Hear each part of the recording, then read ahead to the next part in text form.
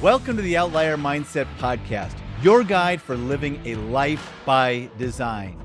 Here, we explore the journey of becoming an outlier, finding your purpose, mastering your mindset, optimizing your health, achieving financial freedom, and building a life centered around your passions. So tune in, transform, and thrive. Welcome to the Outlier Mindset. Let the journey begin. Hey, everybody. Welcome to the Outlier Mindset Podcast. I'm your host, Rodman Schley, and today I am very pleased to welcome Andy Brown, a distinguished non-executive director, leadership coach, and author with over 3 decades of experience in enhancing the effectiveness of leaders and their businesses. His work focuses on preventing leader burnout and improving organizational resilience through coaching and speaking engagements, and his upcoming book, The Emotional Overdraft, provides some innovative and actionable strategies to address these challenges. Andy, welcome to the show. Thank you for having me, Rodman. And I mean, right from the off, I'm excited to be on. I heard, was it Rick Torreson talking about how you mustn't let an incident define the rest of your life. I thought that was a fascinating thought, and it definitely ties into my area of thinking. But yeah, I'm thrilled. Thank you. Well, we're glad that you're here, and I think we were talking off air about this, but I've always felt blessed to have the people that we have on our podcast, so many incredible people with so much knowledge and information, so much to give and feed into the world that to be able to do a podcast like this and have incredible guests like yourself on is always just such a blessing. But today, one of the things that I really am excited to talk about is your book, The Emotional Overdraft, and not just the book, but the fundamentals in the book. And so if you could just tell us a little bit about what the emotional overdraft is to you. An emotional overdraft is, and thank you for mentioning the book, but I've written it from a business perspective, but I think it's a fairly universal issue. But an emotional overdraft is when you subsidize your business at the cost of your own physical or mental well-being. So I'll just say it again. It's when you subsidize your business at the cost of your physical or mental well-being. And almost everyone I know who leads a team, runs a business, entrepreneurs, goes, God, that's me. I do that. I do that all the time, to a greater or lesser extent. And my background is in business advice. I've run businesses, and I've been a non-executive board member in lots of companies, and currently I advise businesses in the UK. And I've seen this again and again and again. And this is entrepreneurs whose solution to their business challenges is to do more, hold it closer, try and be more empathetic, to JFDI, I call it, pile in and get things done. And the trouble is there's a cost to that. And the cost is typically to the founder or the entrepreneur themselves, where they stop going to the gym. They don't see as much of their family. They snap at people. They get tired, and that's because the currency of an emotional overdraft is your resilience. And what I've identified is that it feels in the moment. It feels to us when we're running businesses, and I have been there. I have been in this position where I crawled into bed at 2:00 in the morning, day after day after day, because I thought that was the only answer. There is an alternative, but it doesn't feel like it in the moment. And as quickly as you can run up that overdraft, and I call it an emotional overdraft because there's an emotional feeling component to this thing, but there's also a sort of tangibleness to it. That resilience is real.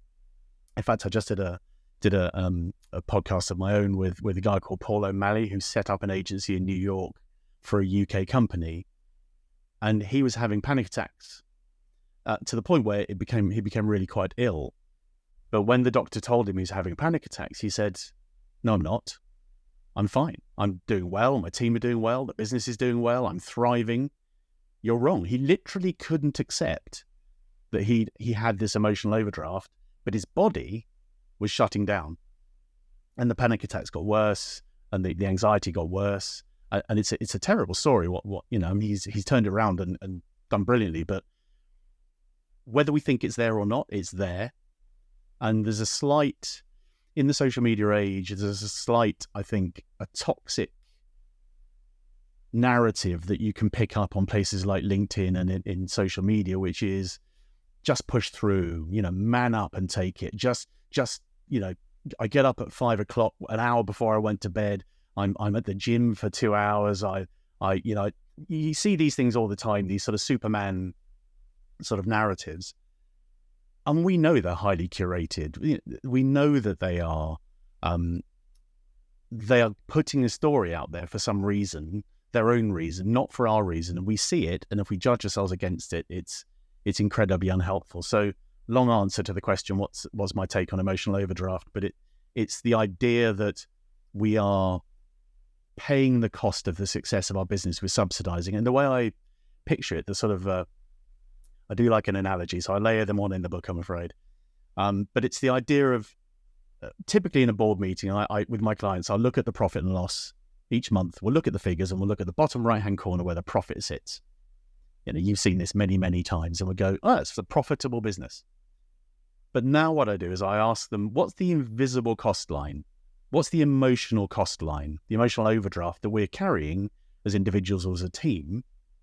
Because we should take that off. If we could quantify it, we should take that off the profit figure, because we are subsidizing that profit. So if you've made 10 grand profit this month, that's great. But what's the subsidy that how sustainable is it? How sustainable is it for your team? What's the level of has your resilience gone up or has your resilience gone down?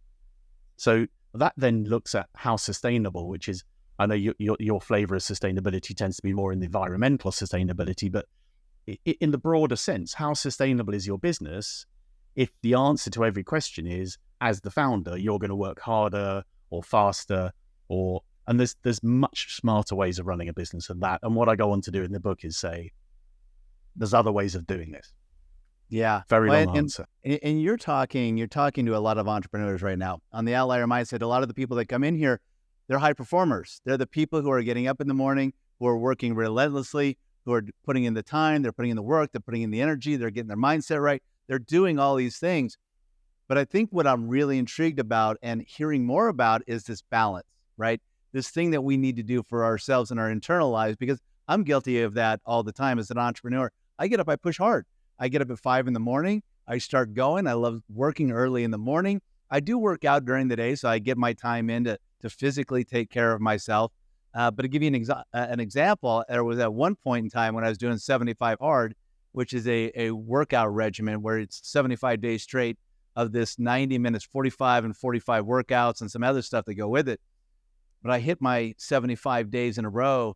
And I said, well, what if I went 76? What if I went 77? What if I went 70? And before you knew it, I'd gone 537 days in a row.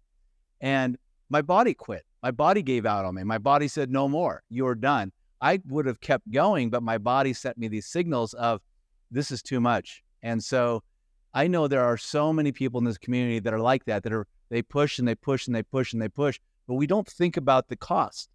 We don't think about the mental cost or the physical cost that we might be paying to work that relentlessly towards something where we could probably get way more done if we were just more balanced and a little bit more true to ourselves and giving us that space to recover and to be good, both healthy physically and mentally. You've absolutely nailed it. That's exactly right. And I am a hard worker and I'm all for it. And if you're an entrepreneur, you started multiple businesses, you're going to be that type of person. And that's your default setting, is to be someone who drives and gets things done. There's loads of people that aren't entrepreneurs and they don't have that, and they'll happily work for the government and plod along and take the paycheck, and that's fine. So we're hardwired that way, and I get that. I'm not saying it's wrong. What I am saying, though, is you can get so into that, like your example, that you stop looking for smarter solutions. You stop remembering that if you were more resilient, if you plugged into your family more often, if you'd made more time for your kids, then you will be a better leader. You can do it more intelligently, and simply working harder is not the smartest answer in all circumstances. Sometimes go for it. And that's why I call it an overdraft. An overdraft means the same thing in the States, doesn't it? It's a facility. Because I say fortnight and people think I'm 500 years old. So overdraft it's a brilliant facility. When you need money, you can get an overdraft from the bank. You can burst through your own savings. You can use it, and then you pay it back because it's really expensive borrowing. And that's exactly the same with the emotional overdraft. I used to run an advertising agency. I'd work really long hours. Particularly when we were pitching, I'd work very late at night. We'd do the pitch. We'd have all that adrenaline rush and then the drop. And I'd make sure that I and the team took time off just to recuperate. And the temptation, if you're running the business, is to go, well, okay, that pitch is done. We're straight on to the next one. We're straight on to the next thing. We need more clients. We need more new business. We need, the team aren't performing as well as they should. And you carry on. You will become less effective, less impactful. And resilient people aren't necessarily the ones who go, well, I'll just work harder. They're people who are working smarter, which I know is a sort of old-fashioned expression. But I promise you, I have been in this position when my kids were little and they're in their 30s now. I remember going home late at night and I crawled into bed with my son, who was tiny, just cuddled him and cried. And I didn't know why. I didn't know why I was feeling so sad. But I think looking back, I realized I was missing their life. That's not worth it. There would be cleverer, smarter things than that. And it's interesting you talked about your 75-day thing, because there's a lady I was speaking to, in fact, my publisher, a lady called Alison, and she has run every day for over 2,000 days. And she runs a business. She's incredibly successful for over 2,000 days. And I said, Alison, how did you achieve that? Because I run 2 or 3 times a week and, I love it, but I struggle to fit it in. And she said, well, I changed my mindset. I changed it from, I try to run every day, which is a good, laudable thing to say. She said, I am someone who runs every day. And as someone who runs every day, you will find the time. And she defines a run as 3Ks, so in 2 miles, at least 2 miles, but not necessarily more. So it's a finite amount of thing, but every day she runs because she is someone who runs every day. She's not someone who tries to run every day. And I love that kind of thinking, which is how do you fit physical fitness into your life? You define the parameters sensibly, and then you orientate yourself. This goes into habit making and habit forming and tiny habits and those kind of books, which I think it gets very much into that space if you do that. So what would you tell people? So a lot of people, number one, it's great to have that physical outlet. I mean, so many people will sacrifice their physical being for their work or for a lot of things they're trying to accomplish. But in terms of just overall trying to attain a balance, to try to get a balance on what you're doing in life, where should you start? I mean, I know that I look at my hours in a day and I know how much time I put in, and I know I get tired, but sometimes it's a little bit more difficult, especially as an entrepreneur, somebody who's really driving all the time, to be able to take a step back and go, okay, Rodman, we need to slow down. Here's how I can get more balance in my life. Where is that starting point? It's a good question. And I was hoping you weren't going to say work-life balance, because I really dislike that expression. I think for people like you and me and entrepreneurs, and I've run businesses and sold businesses and so on, work is part of life. So they're part of the same continuum. And I'm not someone who is working and then I stop and then I have life and then I start working again. It's maybe work personal life balance possibly, but it's not work-life balance. And entrepreneurs don't think that way, because we're always on, and particularly I'm looking down at my phone, they're always there. Work is always there. So I think, how do you find the time to just stop for a second and take a beat and go, am I working too hard? I don't think that's the question. I think the question is, could I work smarter? Am I working in the smartest way I can? And the people listening to this, whether they're owners, entrepreneurs, founders, team leaders, I mean, as I said, I think it's a universal issue, will be the sort of people who will go, when do I get the time to do that?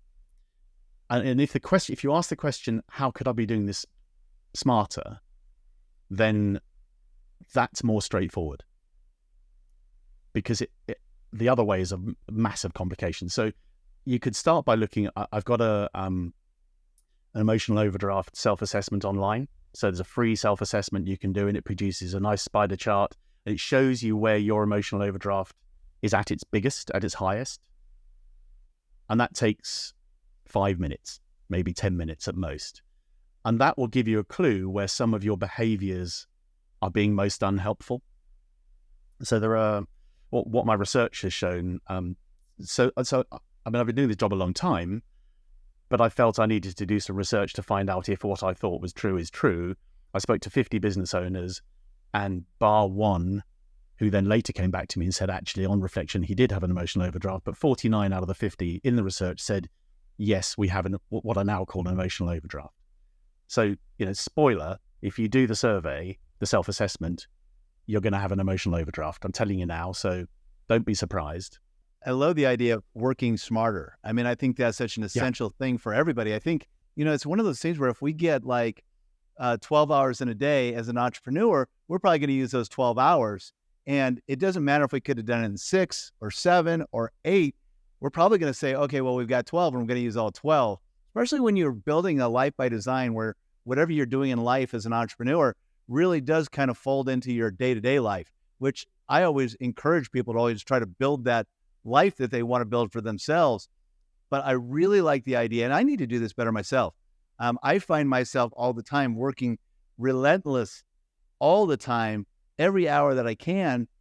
But really, I believe too, maybe if I were able to say, okay, Rodman, you don't have 12 hours in a day. We're going to do it in 8 today.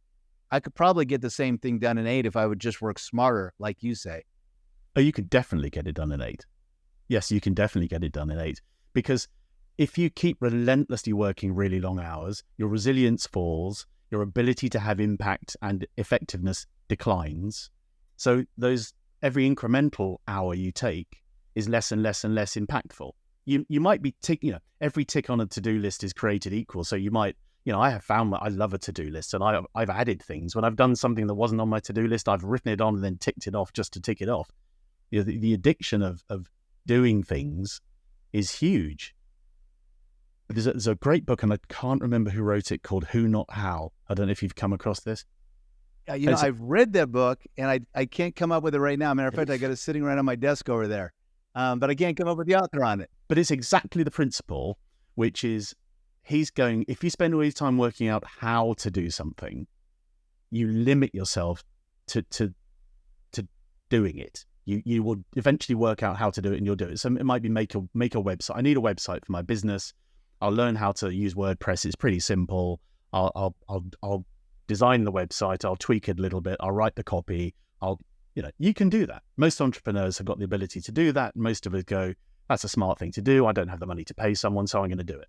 The who, not how model says, who could help me create the website? Not how do I create the website? Because frankly, if I could take that, let's call it 20 hours, pay someone who doesn't need a lot of money to do that, what's my time worth? What would I do with those 20 hours? I could see my kids. I could get a new client. I could invent a new product. So the principle is lovely. I've just read it, and I love this idea. It fits with emotional overdraft really well, because it goes, the answer is not Rodman. The answer is get someone who really knows what they're doing, who can do it in 5 hours, pay them the money, get your 20 hours back, and do something smart with the 20 hours. And once you start doing that, you can do it again and again and again. And in the book, I call it, it's the 20%. There's 20%. Think about everything you do. 20% of what Rodman does, only Rodman can do. And, I've seen you on the TV. You need to be the guy in front of the camera. You need to run your production company, all the things you do. But 20% only Rodman can do. 20% of the things you do, someone really talented needs to do, which includes you. You could do it, but someone else could, but talented. The next 20%, you just need some ability. Someone with some ability or some experience can do it. The next 20%, pretty much anyone can do if they've got reasonable competence. And the last 20%, anybody can do. Absolutely any. And I guarantee 20% of your time, you are doing things that anyone could do. And I took my own advice recently and hired a virtual PA. Because what I realized was 5 hours a week, I was diary managing. 5 hours a week, I was doing diary management, moving meetings, shuffling things around. I thought, what are you doing? I can pay someone $30 an hour to be a virtual PA who loves doing that job, who is a professional at it, who is a damn sight more organized at it than I am, and then she will just make that happen. I get 5 hours a week back, 25 hours a month, hundreds of hours a year I get back for paying next to nothing to someone who loves doing the job and is an expert at it. And I can do what with that? I could talk to Rodman. I can invent new things. So I think this idea of, can I do my 12-hour day in 8 hours? Yeah, you can. Or you can do 12 hours but be far more impactful. Because the more of the stuff at the top of the top 20%, think of it this way. If you get rid of the 20% at the bottom and give it to your kids. I mean, it's stuff that your daughters could do. So, let's get rid of that 20%. That doubles the amount of time available to do stuff that only Rodman can do at the top. Imagine that. That doubles the amount of time that only you can do. I mean, that's a pretty simple example of the sort of stuff you can do, but it gives you choices. And once you have choices, then you can start to go, what's going to be most valuable?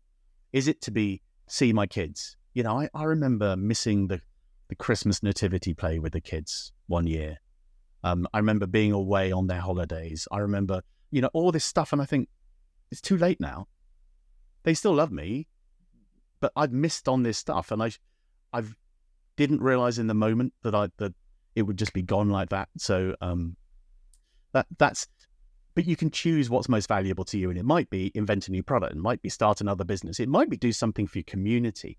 I mean, that's the sort of stuff that evaporates really quickly, isn't it? The sort of things that, I'm busy on work and, tomorrow someone described this really nicely. They said, in the pursuit of happiness, tomorrow, I'm going to misquote it, in the pursuit of happiness at some point in the future, we sacrifice our happiness in order to pay to do the things that are going to make us happy in the future. It's insane that we do that. Yeah. I believe in this very strongly. So, you got me going. You're speaking to the choir. I mean, to me, this is hitting really hard with me right here today, because I am that guy. I am that guy who, I've got that bit of perfectionism in me too, where it's like, nobody's going to do it as good as I can do it. Or I don't believe that this is going to get done properly if I don't do it, if I don't step in here. And I'm always that guy who is constantly saying, I'm just going to do this myself because it can't be done better than the way that I could get it done. And I sacrifice because there's so many things that don't hit my list or don't get done on my list because I'm so involved, so overly involved in trying to do so much. And I don't sometimes know how to get rid of that perfectionism in me to get past that, to get to the side that you're talking about where I can start to create that balance.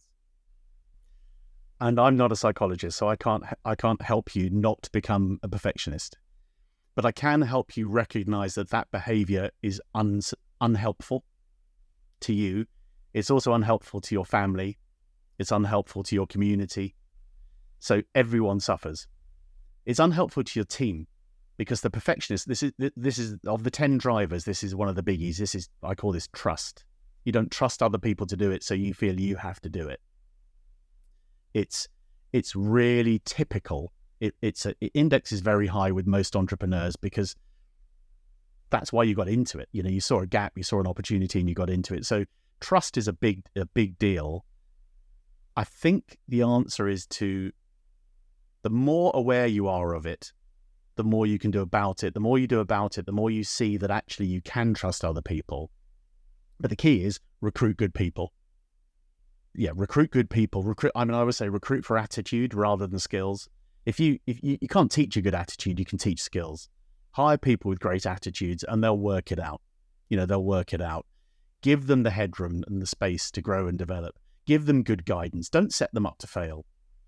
Because the other thing that fits in there is JFDI, which just flipping do it, which my editor told me I had to say just flipping do it, but there's another version of that as well, it goes with it, which is a kind of impatience and a just doing, you identify as a person who's a doer. I get stuff done, one of those people. And it tends to go hand in hand with that entrepreneur trust thing as well. They tend to index quite high together. And that is really bad for your team, because you know what happens is if you micromanage people, in the end, you end up with two things. Either the good people leave, they go, I'm not growing, I'm not developing, I'm not given autonomy, I don't have the authority to get things done, so I'm off. And you're sitting there thinking, my team are pretty, I don't trust them for a reason because they keep messing up and I have to keep stepping in. But if you keep stepping in, they become docile. They'll go, well, Rodman's going to step in, so we might as well not bother. And it's a self-fulfilling prophecy. So you end up, your good people leave, your bad people stay and get worse. That is not smart management. And loads of founders are brilliant at creating. They're brilliant at inventing, at having drive and energy and personality, and they're great at leading people and enthusing people. But what they're not very good at is letting people thrive, letting go, because it's your baby. It's not easy to hand your baby over and go, you can do it better than me. But they can do it better than you. And the funny thing is I know that, because I have an incredible team. I mean, my team is fantastic in everything that they do. But there's just some things that it's just kind of like, it's me, it's not them, right? I mean, I know that they're capable. I know that they're smart. I know that they're talented. And there are things that I don't do that, it's like when we get into the production of this podcast, I'm certainly not going to get behind the keyboard and produce a podcast because I've got great people in place that are going to do a really good job doing it. But it's more of that outside, like when you start going outside of my team, when I try to say, okay, I'm going to contract this out or bring this person in, those are the times that I'm a little bit hesitant because I don't quite know that next person, or I don't maybe have that trust, or I'm trying to bridge that gap. And again, pointing the fingers right back at this guy, at me, saying, I need to get a lot better at this, because if I don't, I'm going to emotionally pay the price for not having that trust, for not bringing in that person to help me on this journey that is so long and so arduous, especially when you are an entrepreneur who's really putting in all that time and energy. So I think that that's a really good point, that you've got to figure out the ways to get that trust in other people to do exactly what you need to do. Understand and put ego aside. Put that ego aside, Rodman. You don't need the ego. It's just going to get in your way. Sometimes we can aimlessly drift through our life, not really sure how to break the patterns and live the life that you've always dreamed of. I get it. I have been there, so caught up in chasing opportunities until I found myself in a life that felt foreign to me. It took me years to unwind the messy web to get back to what I've been put on this planet to do.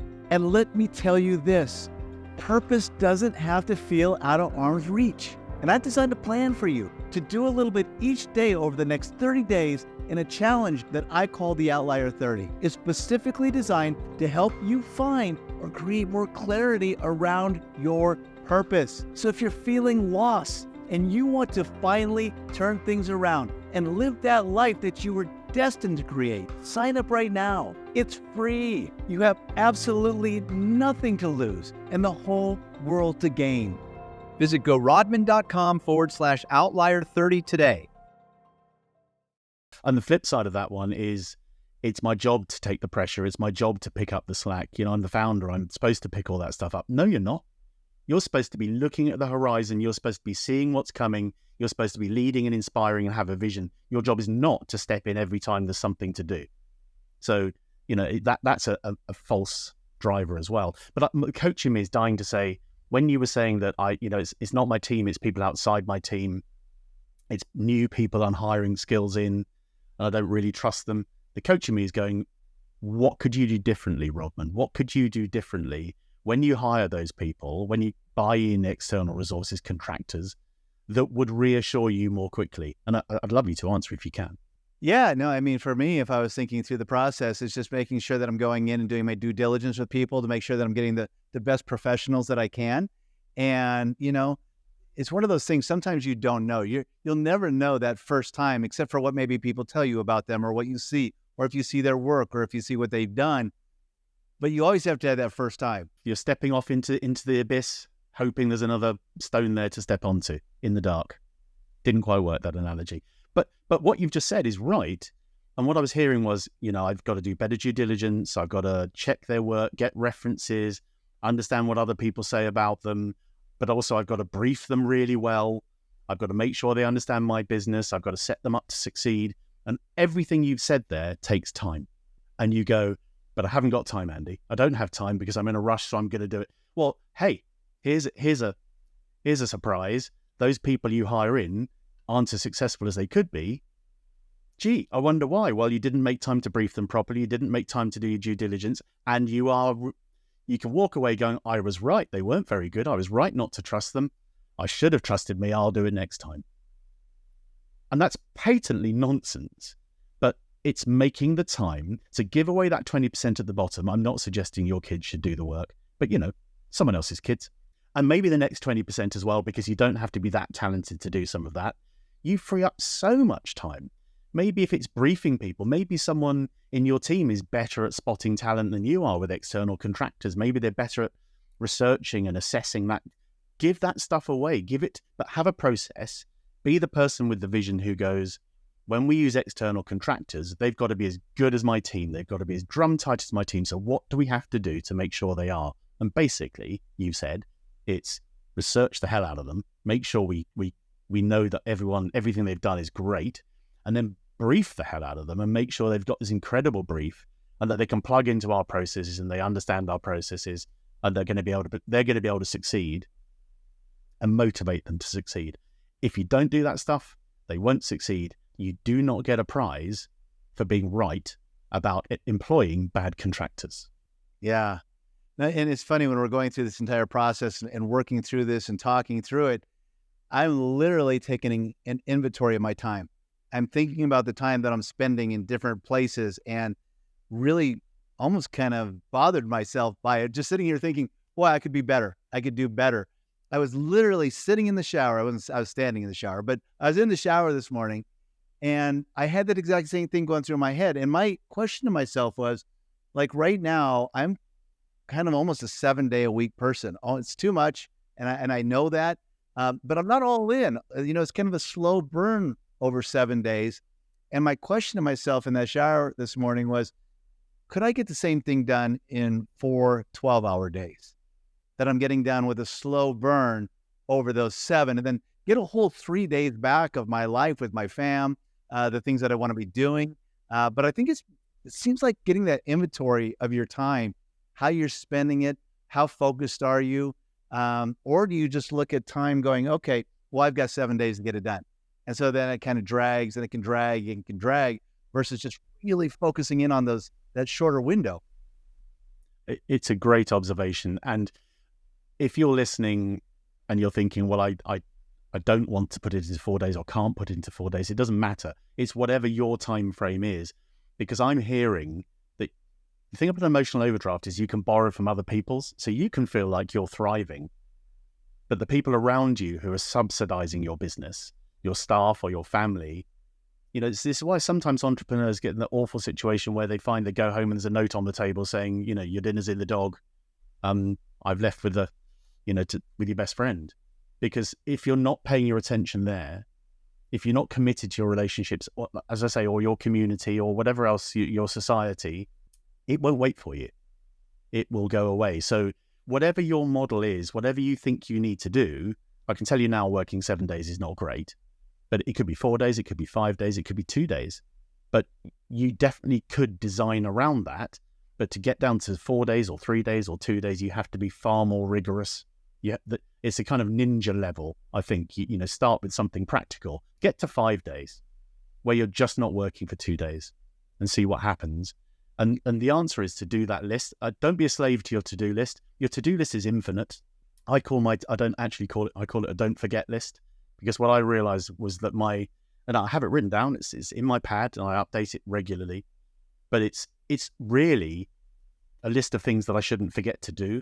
It's not a to-do list. And that changes my relationship to the list, because a don't forget list is a helpful, useful little memory. A to-do list is a taskmaster. It's a slave driver. It's going, come on, do it. And then you add your inbox, which is just somebody else's to-do list. It's infinite. So change your relationship with your to-do list is a good tip. But do the 20% exercise. Find some time and treat yourself to the exercise, the stuff that only Rodman can do. Only Rodman can do. This interview we can't stick someone else in and do an interview with Rodman. It's got to be you. Well, we probably could. They'd probably do a better job. But, But it wouldn't be a Rodman interview, would it? But you know what I'm saying? Yes. So there's do the 20%, 20%, the 20% down to anyone could do it, anyone could do it, and allocate everything you're doing into it. You will be amazed how much is in the middle that pretty much, fairly ordinary people with a little bit of direction could do for you for not a lot of money, or might even want to do for free, might even want to help you. I saw a thing recently about a guy building, we were talking before we started talking on the pod here about houses, and there was a guy in the UK who is renovating a very old 14th century manor house, and he's not paying anyone to work on that. Everyone who works on that are volunteers, because they're people who have done qualifications in, I don't know, lead work, stonemasonry, what are all the, fenestration, windows, all that sorts of stuff. And they want to practice. So what he's done is he feeds them and he accommodates them, but in return, they do all this work. Now, there's a smart guy. But there's a cost, because he's having to spend time with people who are maybe not as skillful. Some of them are not as skillful as they might be. They're a bit inexperienced, so it takes a bit longer. It takes more of his time. But I just thought it's a really interesting idea. And what he's done is he's gone, either I can do it all myself, this 25-bedroom leaky old castle, or I can get loads of people in and we can turn this thing into, create some energy and suck some oxygen into this thing. I mean, what a smart solution. But he had to stop at some point and go, he probably was weeping one evening with his bloodied hands. He'd been lifting stones into the wall and gone, there must be a better way to do this. Don't get to the point where your fingers are bleeding. You don't need to. I made that last bit up. I don't know if he had bleeding fingers or not. I just made that up. Well, that's a good, we can visually kind of get the idea there. I think about what happened with COVID for a while too. And I know that a lot of people went from being into an office solution into a home solution. Like as an entrepreneur, I had the office solution. I had people in my office. But when COVID hit, everybody kind of went home, and then we changed how we did things. So now there's not a clear delineation between where I live and where I work. And that too, I believe, kind of extends. I mean, when I was in the office, I'd go in at 8, I'd leave at 5, and it was really easy. I'm here, I'm gone. And it was day after day. But now that my stuff is here, when I get up in the morning, if I'm up at 5 o'clock in the morning, I'll grab my chai tea and I'll come in here and I'll start working at 5 a.m. And then next thing you know, it's dinner time at 6 o'clock. And there's not that delineation anymore. So I feel like it's even more important now than ever for people to really identify those windows of time where they want to get their work done and the times that they want to just say, okay, I'm done for the day. You're exactly right. And I think the fear when we went into lockdown from the clients I was working with at the time was that my staff are all going to go home and productivity will fall off a cliff, and they're all going to watch daytime TV and stream Rodman's shows on video on YouTube, and they're not going to do any work.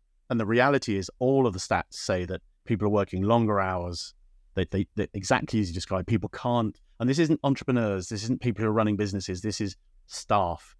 They can't delineate. So you're exactly right. We're in a worse situation where it's even harder. It's just I'll open my laptop. I'll just open my laptop and do a few more emails. I won't talk to my wife. I won't do something. I won't play Scrabble. We'll do a little bit more and a little bit more, and it creeps out. Firstly, be aware that your team are doing the same thing as well, so talk about it. But secondly, the discipline of habit, and I don't need to have to. Some people say, well, I'm looking at my door over here. I walk out of my study door, I shut the door, and then I'm not working. I don't need to have that mental state, but some people do need that mental state if they're lucky enough to have a dedicated space. And the problem is lots of people don't have a dedicated space. These 20-year-olds sitting on the end of their bed with a laptop trying to work whilst their flatmates are doing something in the kitchen and the living spaces. I mean, imagine how hard that must be for Gen Z. So I think this is the lovely thing about this is it's not just you, it's everybody. So this is something I'd be talking to my team about. I'd say, how can we engineer this better? And a good way of thinking about it is I never refer to it as working from home. I don't think that's what it is.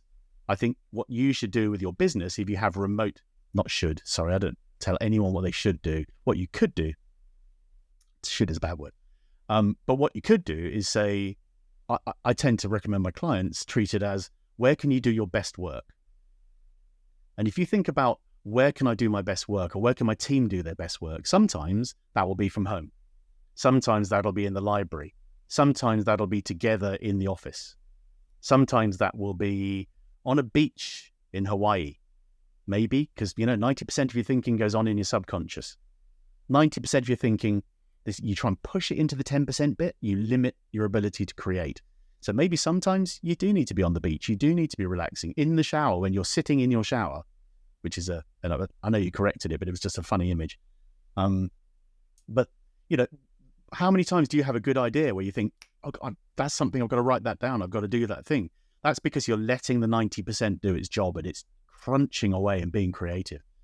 So if you think about it, if you have the conversation with your teams, but think about it as, where can we do our best work?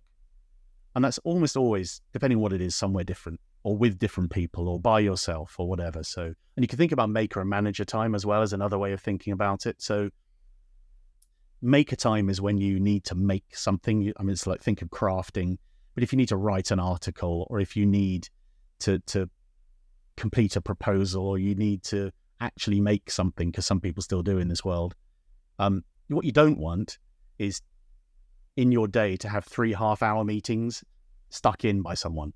That the day's gone. You can't get back into the vibe. It's quite useful to classify something as maker time and say, I'm going to block that out. And if someone says I need maker time to do that, then people need to respect it. Manager time, we do back to back to back to back to back half-hour meetings.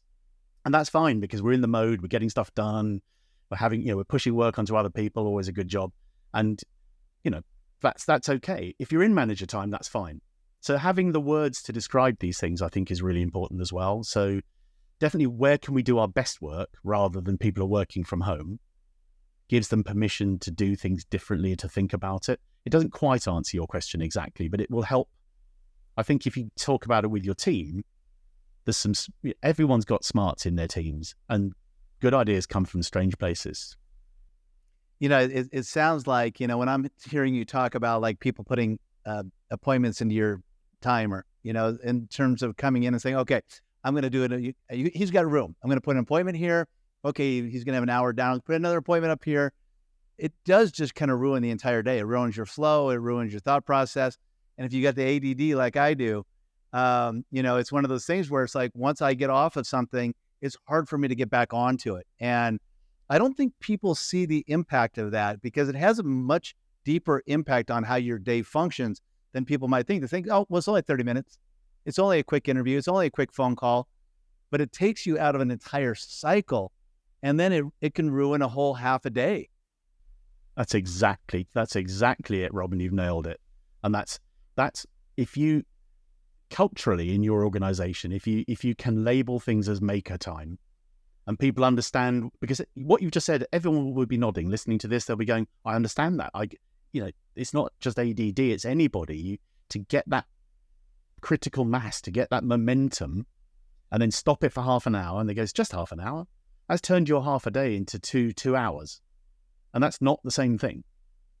So designate it as maker time, protect it, respect it in other people. It's a game changer.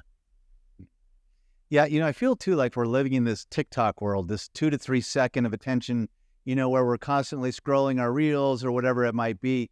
And we're always moving so fast. We don't have the ability to just sit still anymore. We always have to be doing something. We have to be entertained. We have to be working. We have to be this. We have to be that. It's a constant thing.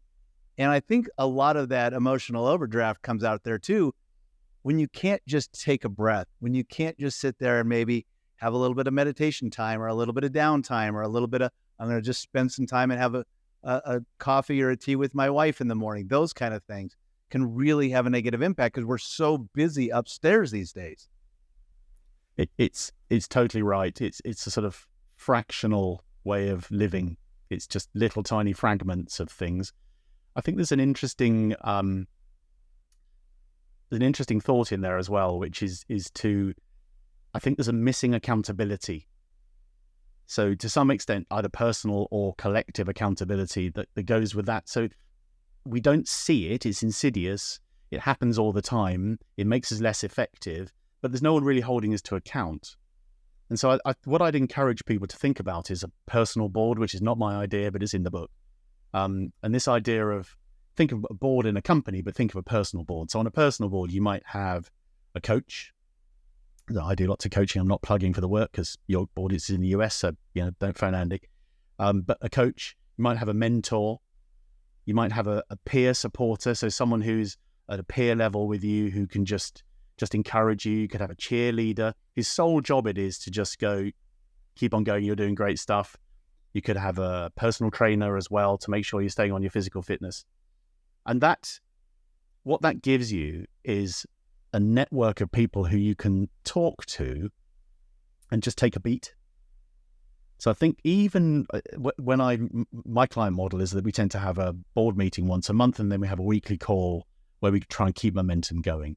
And on that weekly call, sometimes we don't have any agenda. We never have an agenda, that we don't try and contain it. We just let it happen. And the client will just talk to me for an hour. They'll just talk and say things and whatever comes to mind. And at the end of it, they go, God, that felt good. That felt really good. And Andy, another great session. I'm saying, well, I said nothing for 59 minutes other than thank you for being there. I'll see you next week. All you took was an hour out of your week to just say what you're thinking. And some of it might be, that bloody idiot in accounting has messed up again. And you've just got it out. Or it might be his idea I'm playing with. And, is this a good idea? We're thinking of, entering the US, and I've got a client right now who's doing this exact exercise. And last week she just spoke to me for an hour about it, just said it out loud. And she didn't get distracted with TikTok. She didn't do something else. She didn't do a quick email in the middle. She just spent an hour holding the thought about, should I buy a US business or should I set up a business in the US, from scratch? And she just explored the idea for an hour. And so few of us make the time to do that. I think it feels like it's such a gift when you do it, and it shouldn't, because we're the people, I keep saying it, looking at the horizon. We're the ones who should be going, what's coming? What's the opportunity? What's the threat that's coming our way? What can we do about that? If we're not taking a beat to do that, who is? Because it isn't your team. Your team are looking at you going, we're just rowing in here. We're just rowing away. And, we've got our backs to it, because that's the way you row, with your back to it. You're the one looking over there, Rodman. What's coming? And you're going, I don't know, I'm too busy. I'm rowing as well. We're all rowing. What's happening? So I think taking time out, deliberate time out, is the way you can kind of lift yourself out of that fractional time. And like I say, what can only Rodman do? If you can find another 20%, so you've got nearly half of your week is stuff that only Rodman can do. Part of that is definitely looking at the horizon. What's the mission we're on? What's the vision here? What does leadership really look like in my organization? That's the thing to be doing. And it feels like it's an indulgence to do that. It feels like a treat almost to do that. Like I should be doing something more important. There's nothing more important than that. Yeah. Well, I'll tell you a couple of things, Andy. Number one, very timely in our discussion today. Matter of fact, when we get off, I'm going to sit down and I'm going to do an inventory of my time and kind of look at what I'm doing and seeing where I can get better so I don't get those emotional overdrafts. And I know I have them all the time. I know it. You say it, I hear it, I go, yeah, that is a big part of what I experience a lot. So for me, I'm going to take some time, really go through and look at where I'm spending my time, how I'm doing my management. But the other thing is I want to make sure that people know how to find you, because I want them to have this gift that you're giving into them too. So where do people need to go to find you? Yeah, there are lots and lots of Andy Browns, and we're quite hard to find because there's so many of us. It's thank you, Mum and Dad. Emotionaloverdraft.com is the best place to go. It's where you can find the podcast I do. It's where you can find the link to the self-assessment I talked about. I really would encourage people to do that, because your emotional overdraft doesn't show up in the same places as anybody else. You have your own profile, and it can help you focus on where you need to be working. So emotionaloverdraft.com, that's where I'd go. Best place to start. And then before we go, I always ask this last question. And I know that, everybody is interesting because we get so many beautiful answers. So many different people have these different discussions with their younger self. But if you could go back in time and sit down with your younger self and give yourself the most valuable piece of advice that you have for that younger you, what would that piece of advice be? Well, I knew this was coming because I listened to your podcasts and it's great. I wanted to say to my younger self, girls are just as nervous as you are. But it's not a serious, sensible answer, although it's true and they are, and God, I wish I'd known that. But it's a sort of bigger answer based on that in a way for me. And what I would say to younger Andy is they're all making it up too. And I spent a lot of my younger years in business, particularly feeling like everybody else was on it. Everyone else knew it. Everyone else was totally solid and they knew what they were doing. And at 58, what I've come to realize is that most people are making it up as they go along. They're doing their best. And you should not be intimidated by that. You should draw on that. You should be drawn to people who are doing their best. So yeah, they're all making it up too was the line I thought I'd share. It's not profound, but it's true. Two great pieces of advice for your younger self, for sure. So Andy, thank you so much for coming on the show. It's been great. And again, I can't wait to continue to connect with you, talk through it. I'm going to let you know when I start going through and doing these allocations of my time to let you know how that process works out for me too. Well, I'll give you some accountability. Finish it and share it with me. So now you know someone's going to look at it and check your homework. Please do. That sounds good. Thank you very much, Andy. Lovely to meet you.